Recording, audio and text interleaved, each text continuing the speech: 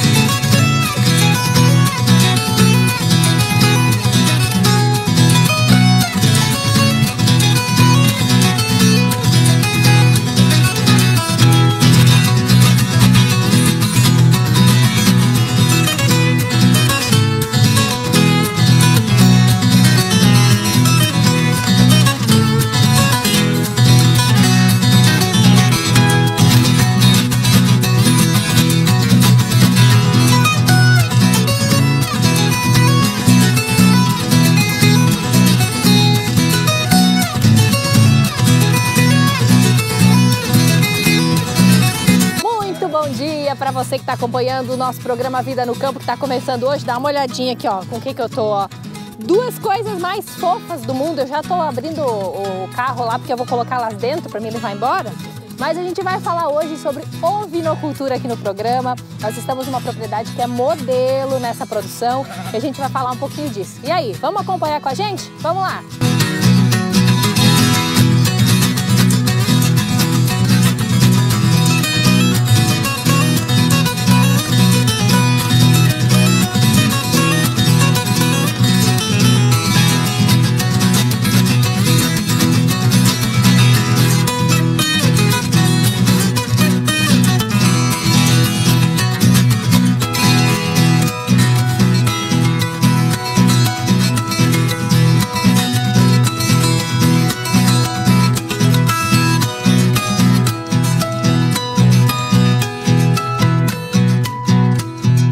Pessoal, hoje o nosso programa Vida no Campo está especial. Nós estamos aqui na propriedade da família Rentes com o Fernando, com a Vilma aqui. Primeiro agradecer vocês por nos receber aqui e contar um pouquinho da história de vocês também no nosso programa.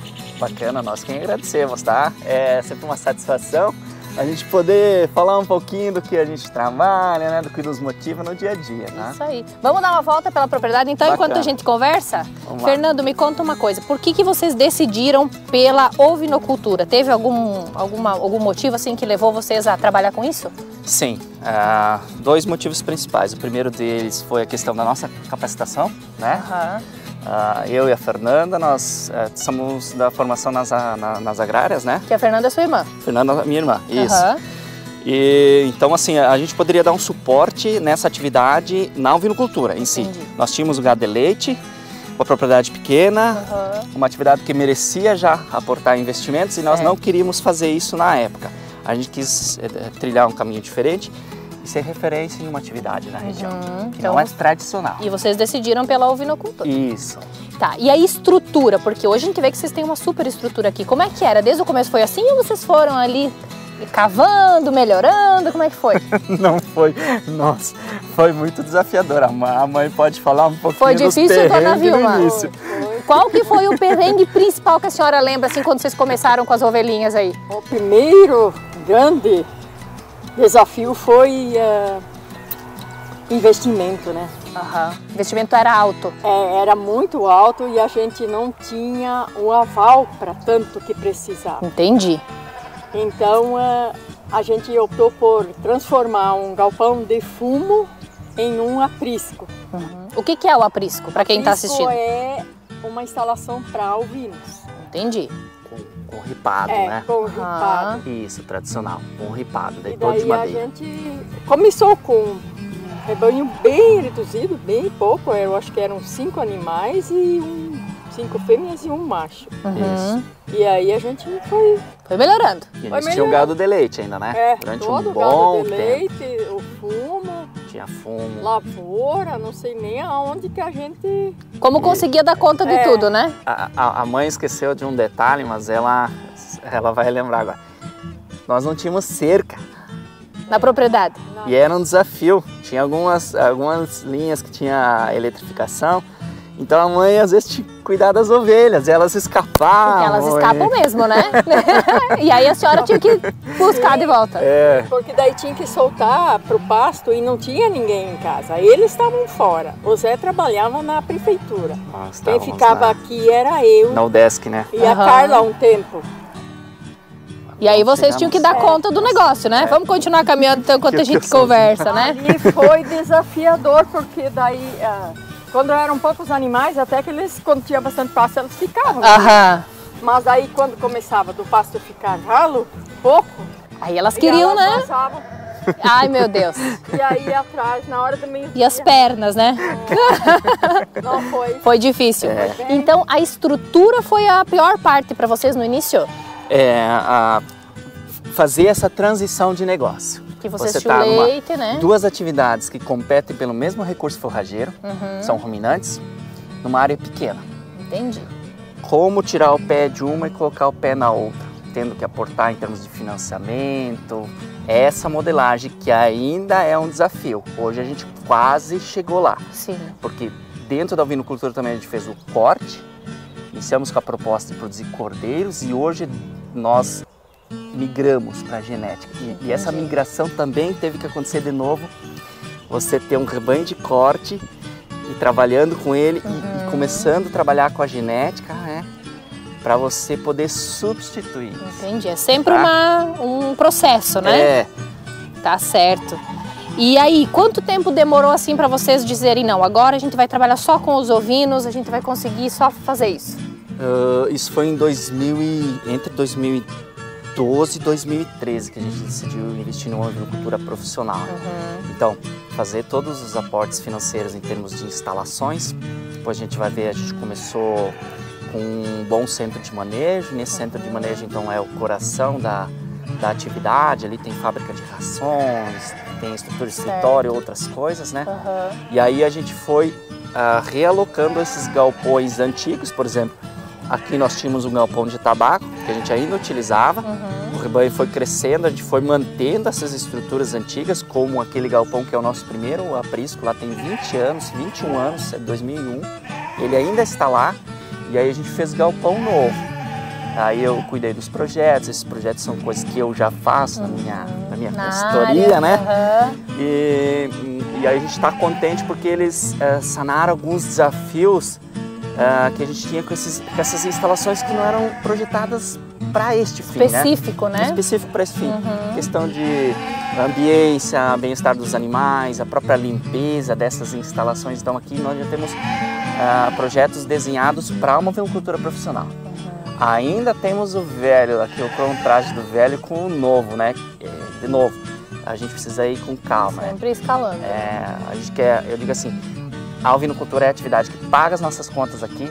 A gente aportou financiamentos, teve recurso pessoal também, mas a gente quer fazer isso com a máxima, com o maior planejamento possível, Com certeza. Nada de aventura. Hoje vocês já estão só na genética ou ainda tem o corte aqui na propriedade? Ainda tem um pouquinho de corte, mas já tem pelo menos 4 anos que a genética já é responsável pela maior proporção da receita da propriedade.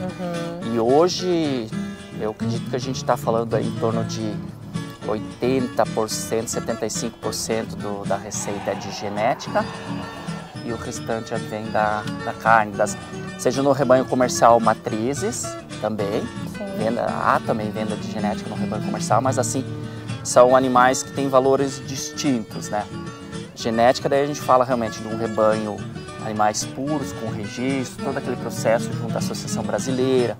E a gente focou em 2 raças nesse sentido, que é o Dorper e o White Dorper. E essa mudança de vocês do corte para genética, teve algum motivo? É questão financeira? O que você diria assim? Por que vocês decidiram fazer essa troca? Bom, eu digo assim que nós fomos um dos incentivadores da ovinocultura também na região, né? Ela foi ganhando espaço aqui na propriedade em relação a outras atividades e também sempre nos propusemos a fazer algo, investir tecnicamente, né? Não fazer as coisas de qualquer jeito, porque a gente tinha conhecimento para esse fim. Com certeza. E como a gente queria servir de referência, então vamos fazer com calma, vamos fazer talvez investimentos um pouco maiores, diferenciados, mas eles nos servirão lá no futuro. E essa decisão então veio de uma ordem porque a gente começou a ver esse crescimento do mercado e a falta da genética, né, no primeiro momento. E num segundo que a gente tinha talvez essa expertise de trabalhar com genética, porque é diferente você fazer genética e fazer carne. Não é a mesma coisa. Então, um reprodutor, aquele animal que foi provado, que tem exame, tem uma andrologia, né, tem uma teste de capacidade de serviço, ou uma matriz que você faz, um ultrassom, isso são coisas de uma ovinocultura profissional já, e a gente quer entregar esse tipo de resultados, por isso a gente migrou. A gente migrou, tá? E hoje teve o respaldo e a gente foi sentindo que dava para avançar. Entendi. Nesse sentido. Tá certo. Daqui a pouquinho a gente vai conhecer muito mais essa propriedade linda, os animais também, já depois do intervalo.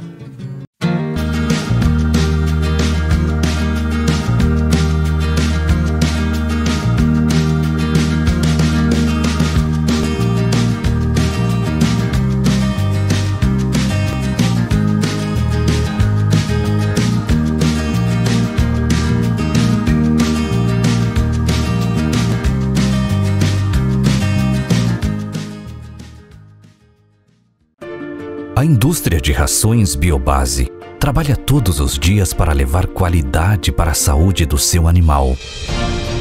Por isso, quando você vê os nossos produtos na prateleira ou nas propriedades, você encontra o resultado de muitas pesquisas dos nossos profissionais para desenvolver uma alimentação equilibrada, garantindo a saúde do seu animal em todas as fases da vida. Rações Biobase, construindo vidas. A Ave Oeste oferece equipamentos de altíssima qualidade para aves e suínos, equipamentos para ambientação, climatização e estrutura completa, produtos fabricados no Brasil com tecnologia internacional para oferecer a melhor opção, com instalação e suporte técnico especializado. Conheça as tecnologias que agregam valor e aumentam a produtividade com a parceria e experiência de uma empresa que está há 24 anos ao seu lado. Grupo Martini, há mais de 31 anos oferecendo soluções para o amigo agricultor. Temos à sua disposição toda a linha dos tratores Yanmar, ordenhadeiras GMZ e implementos agrícolas das melhores marcas e toda a linha Steel. Grupo Martini, excelência é o nosso legado. Em Serra Alta, fone 3364 0080. Programa Vida no Campo.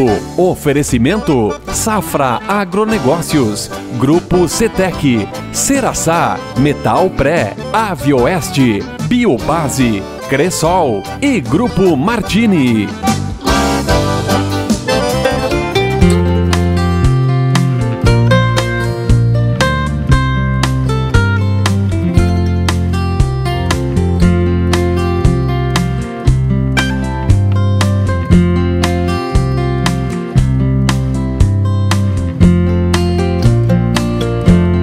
Estamos de volta, pessoal, aqui do nosso intervalo comercial, conhecendo um pouquinho mais aqui da propriedade da família Rentes, falando da ovinocultura. E como é que está hoje, Fernanda, essa questão dos valores, né? Vocês comercializam a carne, né? Como é que está sendo valorizado? Como é que é isso? Sim, se nós traçarmos um comparativo com a carne bovina, né, esse reajuste da carne ovina não foi tão grande. Entretanto, os valores são muito bons e, aliás, historicamente, os melhores valores hoje estão sendo pagos pela carne de ovinos. Em Santa Catarina, particularmente, nós temos o maior valor do Brasil hoje. Olha Eu só. acompanho um pouco as cotações de uma universidade de São Paulo e hoje em Santa Catarina nós temos o maior valor pago pelo quilograma de cordeiro. Aí a referência é peso vivo, né, que está, se não me engano, agora a última cotação estava em torno de 14,25. A gente já chegou a, vamos voltar assim, 7 anos, que estava 6,50, 8,50 o quilograma de cordeiro, né? Então houve um reajuste. Lógico, todos os nossos insumos, eles reajustaram também, né? Mas é um valor interessante, assim. Precisa ser eficiente, mas é bem interessante. Aqui vocês trabalham com a questão da carne, com a questão da genética, mas tem outros produtos também que vêm da ovinocultura, né? O leite, a lã, como é que é isso, assim? Eu sei que você é um grande conhecedor, por isso estou te perguntando, né? Mesmo você não trabalhando com isso, queria que você falasse um pouquinho desses outros produtos, como é que eles estão hoje? Bacana, bacana. Olha, nós temos aqui... próximo, em Chapecó, uma experiência bem interessante, em Chapecó e Lajeado Grande. Até um colega meu de zootecnia na UDESC, depois ele fez seu mestrado, doutorado, lá com a Alda fez doutorado, também lá no Paraná. E eles têm a raça Lacaune e a raça East Friesian, né? São duas raças voltadas para a produção de leite. E em Chapecó, nessa semana nós tivemos a oportunidade, até levei uns colegas meus ali, na frente do Brasão, na Getúlio Vargas, tem o Mundo da Ovelha Bé. Ah, legal, a gente já viu também, E a gente foi lá provar um sorvete delicioso. Que legal, feito do leite da ovelha. Com leite de ovelha. Que 10! É muito bom assim, então tem as frutas naturais, aí eles comercializam ali também o doce de leite. Esse doce de leite, inclusive, é feito lá na cabanha do Anderson Bianchi, lá em Lajeado Grande. E recentemente eles tiveram uma premiação, um concurso internacional aqui no Brasil. Eles levaram medalha de bronze nesse leite. Olha só. Que eles prepararam. E também os queijos, né? E tem um iogurte muito bom, que é um iogurte natural, onde é colocada a polpa também. Normalmente ela fica no fundo, daí você pode misturar ali na hora de consumir. Então, assim, falar de leite é uma riqueza também em termos de oportunidade. De produtos derivados, né? Como a cadeia do leite normalmente já produz, né? Certo. Agora, o leite de ovelha são poucas propriedades que se dedicam a essa atividade, né? E as que efetivamente investiram, mas tiveram conhecimento técnico, não pararam, envolveram mão de obra familiar, essas hoje deram certo. Porque a gente teve há um tempo atrás um fomento de uma política de governo estadual, mas que talvez faltou um pouquinho de melhoria nesse arranjo e um acompanhamento mais efetivo para que mais propriedades prosperassem. Hoje, então, esses poucos que ficaram, conseguiram se organizar e montaram também a estrutura de transformação, estão fomentando novamente essa atividade. Agora eu acredito que dê certo. Então é preciso sim, eu sempre digo, ter política de Estado, mas que a gente compreenda a fundo as necessidades de um projeto para que ele se viabilize e se mantenha no tempo. Então, isso que eu poderia dizer. A lã é um mercado que nós não exploramos, né? Aliás, aqui em Santa Catarina tem poucos produtores que exploram a lã, mais o Rio Grande do Sul.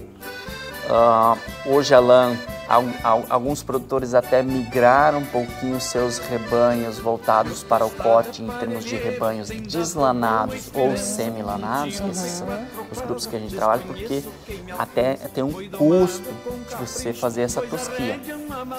A gente volta 2 anos, você investia R$6 para tosquiar uma ovelha, contratar a tosquia. E no ano passado isso já estava R$15.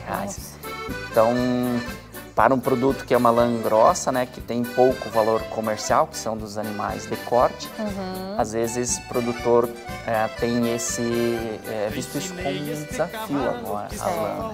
Mas tem N estratégias também de se trabalhar a questão da lã. Né? Nosso foco, nós realmente não trabalhamos com a lã.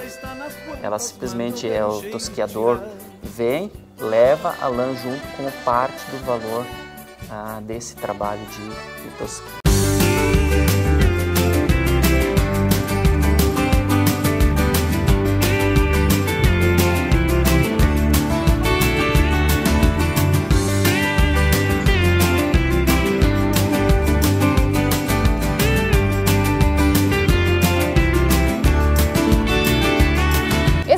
programa Vida no Campo. Nós estamos aqui na propriedade da família Hentz e estamos conversando um pouquinho mais sobre a ovinocultura.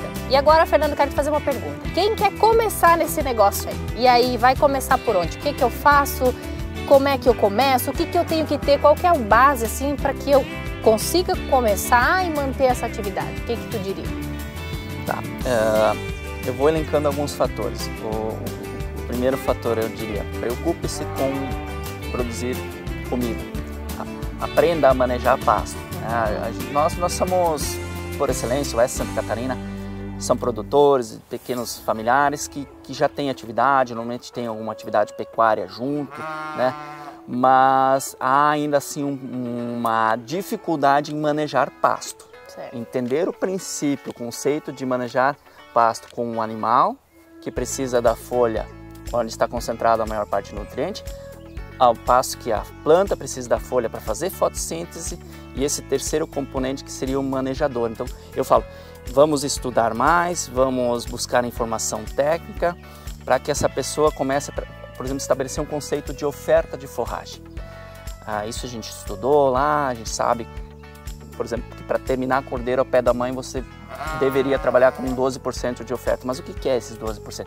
Então, os nossos órgãos de pesquisa e extensão do Estado, EPAGRE, entre outros, né, Senar, no gado de leite, efetivamente, a gente traduz isso mais em ferramentas, por exemplo, de medir a altura de entrada e de saída, mas acho que a gente pode se desafiar um pouquinho mais a fundo, entender cada vez mais de pasto.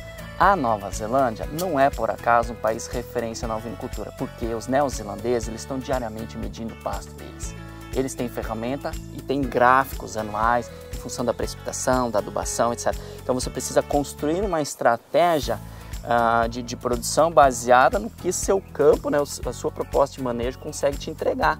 A tua lotação, efetivamente, o quão bem você consegue manejar o seu pasto, quanto ele vai produzir. Isso vai determinar a lotação. O que eu vejo, um grande erro na ovinocultura é, as pessoas têm um conceito errôneo de que a ovelha gosta de grama, de pasto rapado. Tanto é que alguns clientes às vezes vêm com a perspectiva, eu quero umas ovelhas para roçar minha grama, limpar meus açudes, né, na volta. Isso não é ovinocultura profissional. Lógico, pode ser um propósito, talvez ele não queira explorar aquilo profissionalmente. Sim. Mas para quem quer investir na ovinocultura, precisa se preocupar em produzir comida num primeiro momento. E aí, a partir dessa perspectiva, estabelecer qual é a capacidade de lotação de suas áreas. Um segundo aspecto que eu diria assim, busque informação. A informação, acho que transforma realidades. Quando você... Eu presto consultoria. Nós temos um centro de treinamento aqui, mas nas minhas consultorias, o que a gente busca fazer é esclarecer a pessoa para que ela no dia a dia dê conta do recado. Consiga resolver. A gente não quer amarrar ninguém assim, em termos de consultoria. Então, quando você é livre para pensar, agir, tem competência para fazer isso, você não depende constantemente de uma ajuda de um terceiro, e ele não estará lá. Os problemas acontecem no dia a dia, de noite, né? Tá? Então, assim, são duas coisas. E uma terceira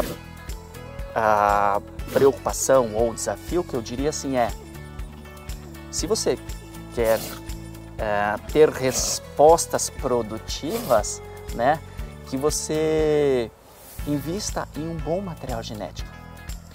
Por quê? Tá, então nós cuidamos de produzir forragem com qualidade, né? Nós entendemos o processo de manejo, mas o nosso material genético, ele não é um material genético que produz resposta. É aquela coisa, né? A genética ela tem a máxima de que o potencial é expressado a partir do momento que você atende essa exigência de um animal. Então esses três fatores acho que são os fatores determinantes, mas tem N detalhes do dia a dia que a gente precisa ter atenção para você trabalhar uma agricultura e permanecer nela. Outra coisa, as pessoas precisam entender que em todo negócio você precisa se integrar. Você precisa conhecer pessoas, tá? Hoje eu tenho contatos de diversos frigoríficos me pedindo cordeiros. Então, quer dizer, falta cordeiro. Eu já gravei vários vídeos dizendo que falta cordeiro, falta muito produto no mercado. E às vezes a gente está em algum local de consultoria, em uma palestra, o produtor vem me dizer que não consegue vender os seus cordeiros. Mas aí eu pergunto, será que não está faltando um pouquinho de integração, seja ela na forma de uma associação, ou de... porque não existem duas verdades, né? Está faltando cordeiro. Talvez você está num local que você não se integrou ao mercado, nessa atividade principal, e você não consegue naquele momento ver o cordeiro. E a gente precisa ter ações também de estímulo ao consumo desse produto.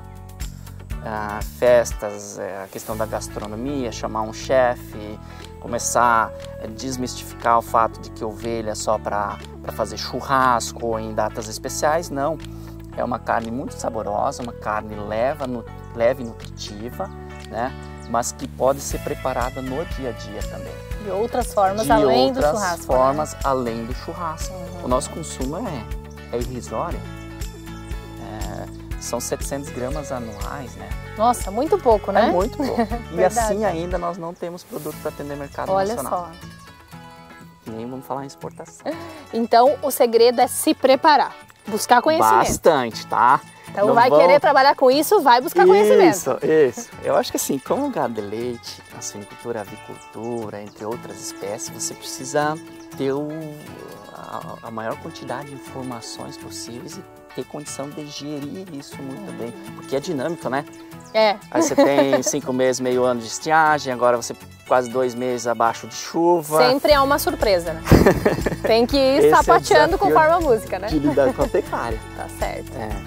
Tá certo, pessoal. A gente vai para um rápido intervalo, já nós voltamos e vamos conhecer mais sobre o manejo aqui na propriedade.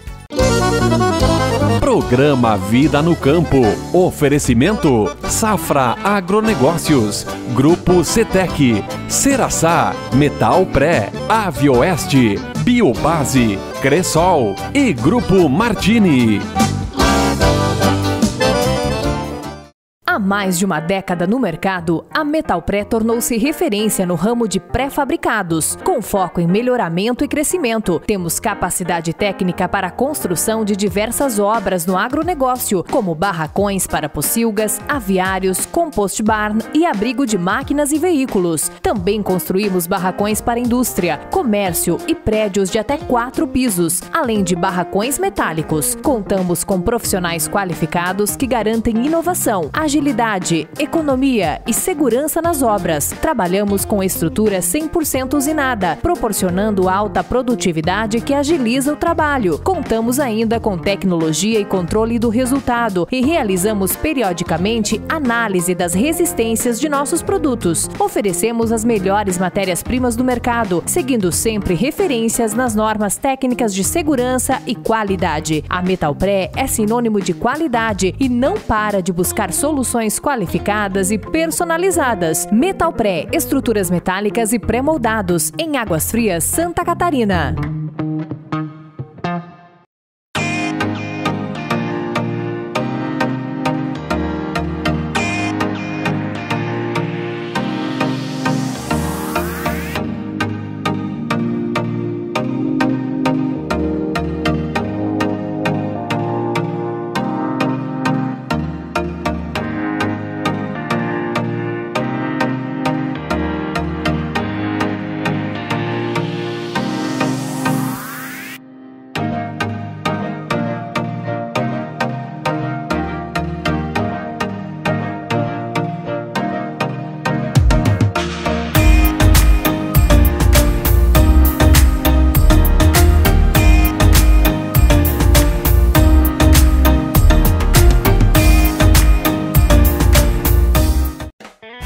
Facilitar a compra e venda no agronegócio. Essa é a Safra Agronegócios. Desde 2012 no mercado, nossa grande missão é de atender com excelência o produtor rural da grande região. Nos tornamos referência do comércio de defensivos agrícolas, nutrição animal, fertilizantes foliares com aminoácidos e protetores para as plantas. E também medicamentos veterinários. Trabalhamos com o programa Troca-Troca de sementes do governo. A Safra Agronegócios de Jardinópolis é uma empresa familiar que cuida muito bem das nossas famílias produtoras. Safra Agronegócios. Qualidade, inovação e tecnologia para o agronegócio.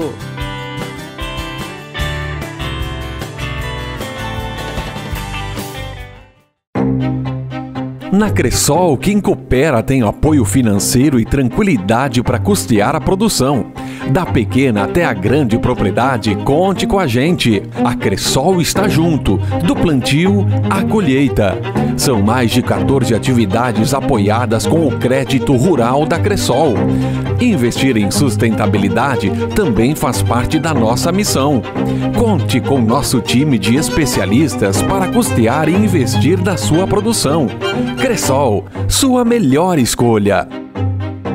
Cooperativa Ceraçá, equipe técnica e sempre em aperfeiçoamento. Na área de rede de distribuição de energia elétrica, levamos energia para mais de 4.000 famílias. Temos fábrica de pré-moldados e estruturas metálicas, onde somos especialistas na construção de obras de grande porte e silos de concreto. Também possuímos geração de energia para casas e empresas com a fabricação e instalação de grupos geradores e painéis fotovoltaicos para o campo e a cidade. Também com postos de combustíveis localizados em Saudades e Maravilha e rede de lojas em 7 cidades da região.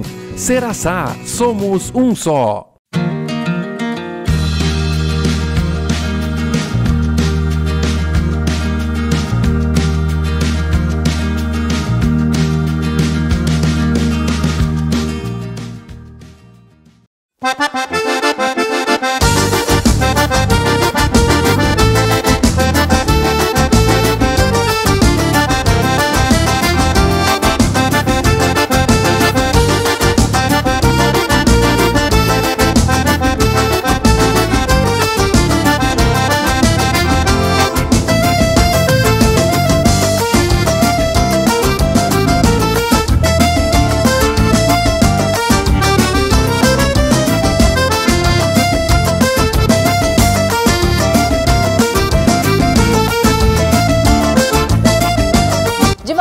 Programa Vida no Campo, para saber um pouquinho mais, agora nós estamos aqui, como é que é o nome disso aqui?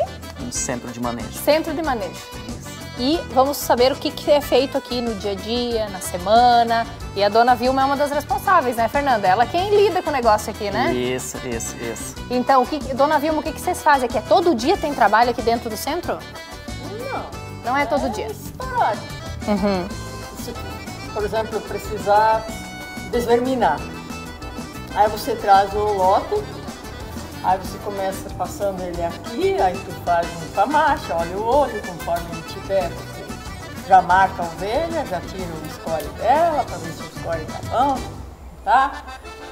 E aí passa adiante, pesa e daí você tem o peso dela para você pegar a medida certa de vernizo. E quanto tempo vocês fazem isso?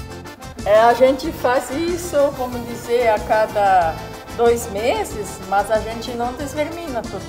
Desvermina só dá. Ele que precisa. Entendi. Vocês passam, analisam. Isso. Algumas épocas do ano, assim, a gente faz uma frequência de repasse mensal. Então, cada animal passa uma vez por mês aqui no brete. A estrutura, então, assim, tem a seringa, né? Os animais, no sentido anti-horário, eles caminham em volta naquele corredor. E daí eles acabam chegando aqui na frente do brete, então facilita a gente não ficar investindo esforço físico para ter ele aqui. O animal já é direcionado nesse brete. Ele é segmentado, né? Quando você tem algum problema de afecções podais, um problema de casco, vamos falar assim, então a gente pode usar aqui os fossos, né? A gente coloca a solução para fazer o tratamento do casco. Já aproveito. Na frente lava o casco, né? E na porção posterior aqui a gente tem o produto. Até, eu acho que nesse momento ainda a gente está com um pedilove aqui, que é feito à base de sulfato de cobre e zinco. Que é uma forma preventiva, né? Então, quando tem períodos de maior precipitação, né? O nosso solo não é um solo que tem pedras, que tem um desgaste natural do casco. Então, além de fazer o casco, né? Também é outra estrutura que a gente tem ali. A gente precisa fazer o pedilúvio, tá? Seria passar os animais no brete 2, 3 dias. Aí ele dá uma curada nesse casco, no ambiente seco ele se mantém por um bom tempo. Às vezes dispensa. Agora, quando a gente tem mais chuvas, a gente precisa fazer isso.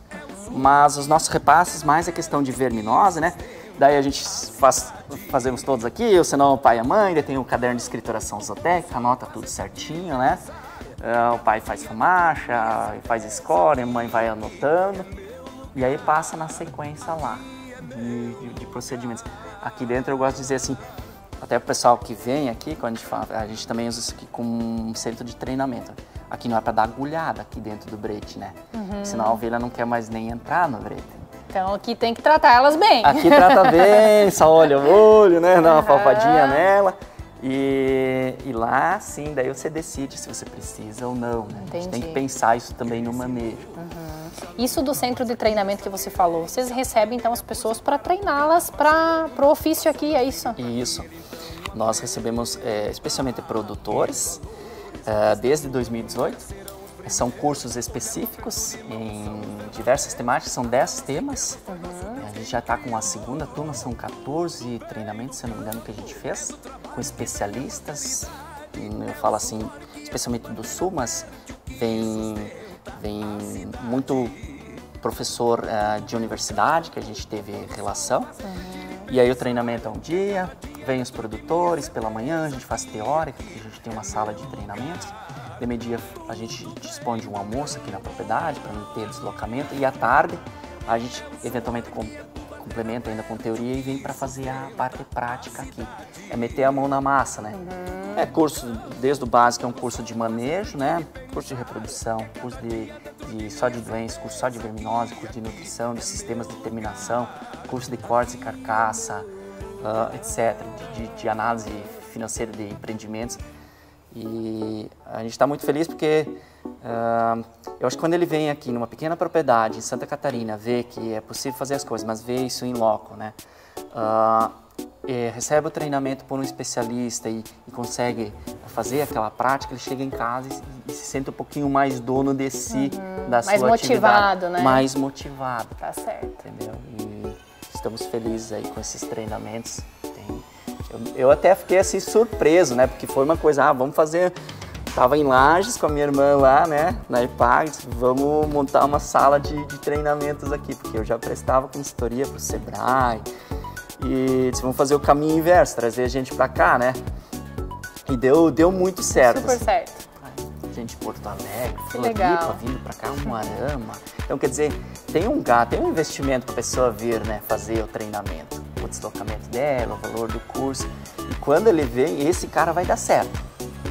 Esse vai dar certo, porque ele teve que aportar. E aí ele vem fazer um curso, 2 cursos, 3, 4, 5, 6, 7 cursos. No final das contas, ele é um especialista em ovinocultura, né? Tá certo. Tudo vem do campo, é do trabalho que vem a prosperidade. É o suor que aduba a terra fértil que sustenta a cidade. Tudo vem do campo, o pôr do sol faz refletir e pensar que a cada dia dentro de mim é certeza. Bom, pessoal, esse é o nosso programa Vida no Campo. Hoje nós conhecemos um pouquinho da ovinocultura aqui, na propriedade da família Rendes. Primeiro agradecer a Fernanda, a dona Vilma, o seu José por nos receber aqui, falar um pouquinho do que vocês fazem, contar a história, que a gente sabe que é uma história de muito tempo, de muita luta, né? Então agradecer vocês pela recepção e por contar pro pessoal de casa um pouquinho desse ofício também. Bacana, bacana. Bom, a gente fica feliz aí, já comentei anteriormente, de receber vocês, né? E sempre que a gente pode contar uma história, ela pode ser motivo de inspiração para outras pessoas, né? E a partir dali gerar um vínculo, né? Ter uma conversa mais própria, porque tu quer, tu corre atrás, né? Às vezes a gente não sabe onde estão todas as coisas, né? Muitas experiências estão bem do nosso lado, né? Isso aí. E a gente precisa se desafiar nesse sentido. Não sei, o pai e a mãe quiser comentar a experiência deles. E o seu José? Também. Também gosta. Foi difícil, mas deu certo. Foi. Quando começamos não tinha nada disso que tem hoje aqui. Tinha um chiqueirinho velho logo para cima aqui. 7 ovelhinhas, só tem mês, só para brincar. E aí fomos melhorando com o tempo, né? Comprando macho, Texo primeiro, Concórdia, Água Doce. E posteriormente, quando os meninos voltaram da universidade, aí mais para a genética, que hoje é o Dorp e o White Dorp, que é o grande rebanho. Sim. Desafiador sim, pelo custo também das coisas, que hoje estamos numa situação bem complicada em relação a custo. A estiagem dos 2, 3 anos para nós aqui, ela tem influenciado muito, a gente foi perdendo estoque de feno, de pastagem, de grão, mas não dá para parar.